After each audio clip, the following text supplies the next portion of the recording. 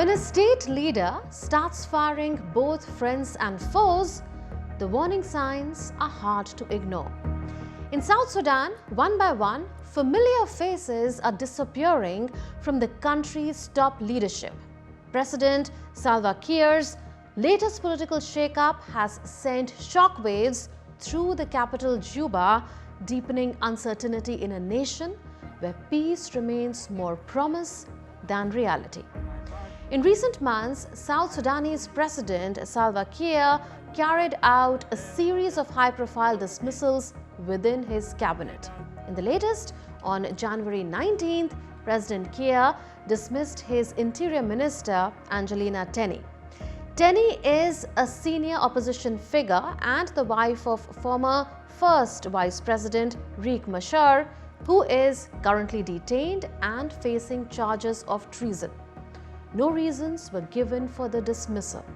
The move further weakens the 2018 peace agreement, which allocated the Interior Ministry to the opposition under a power-sharing arrangement. Teny had headed the ministry since a reshuffle in March 2023, when Kiir transferred her from the defense portfolio and assumed control of the defense ministry himself. He has been largely absent from the Interior Ministry since March 2025, when Machar was placed under house arrest. In June 2025, security agents reportedly confiscated her phone, laptop and a modem. President Kiir replaced Teny with Ayeni Aleo, a veteran loyalist who previously served as Interior Minister from 2013 to 2015. The opposition accused Kiir of undermining the power-sharing framework. This is not new. In November last year, President Kiir dismissed Vice Presidents Benjamin Bolmel, who had been tipped as a possible successor. Kiir not only removed Bolmel from his vice presidential post, but also stripped him of his military rank of general and dismissed him from the National Security Service. The president simultaneously sacked the central bank governor and the head of the revenue authority, both of whom were considered close allies of Bolmel. In the same month, Kiir fired the country's finance minister just over 2 months after appointing him. Barnaba Bakchol was later appointed in his place. Again, no explanation was given for the dismissals. It comes amid growing fears of political instability and a possible return to civil war. Those fears have intensified following the recent collapse of a fragile power-sharing agreement between President Salva Kiir and opposition leader Riek Machar. South Sudan is an oil-rich nation in East Africa.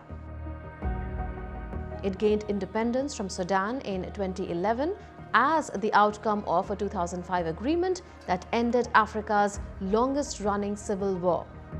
Made up of the 10 southernmost states of Sudan, South Sudan is one of the most diverse countries in Africa and is home to over 60 major ethnic groups.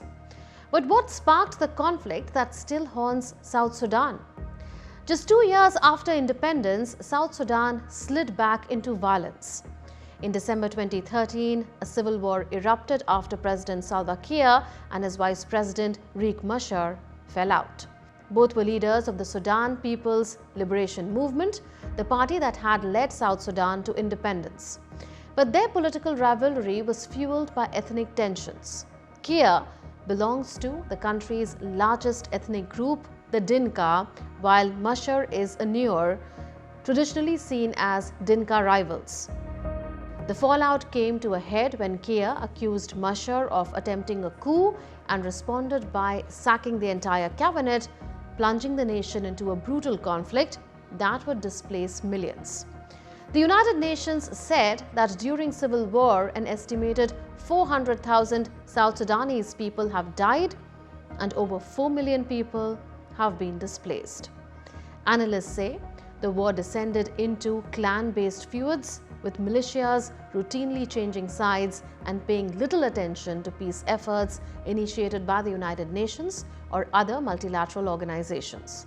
After 5 years of fighting, a power-sharing agreement was signed in August 2018, raising hopes of peace. But years on, that deal remains fragile.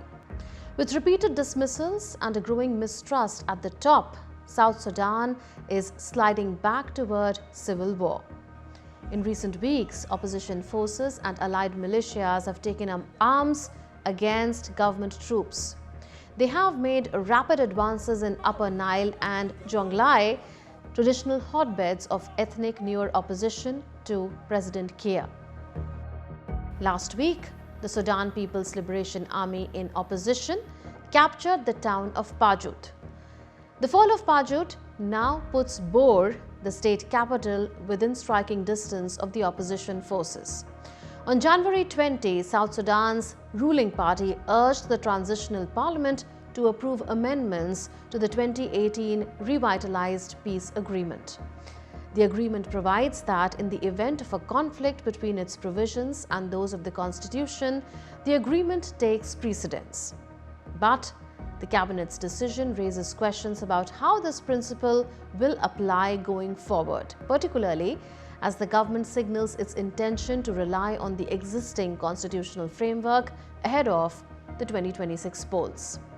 Since gaining independence from Sudan in 2011, South Sudan has never held a general election. This year will mark the first general election for South Sudanese citizens since independence.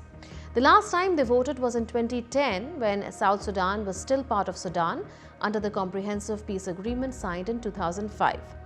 In December last year, National Elections Commission announced it is ready to hold general elections in December 2026. The Commission said it will rely on the 2010 electoral constituencies based on the 2008 population census. But the political reality today is very different.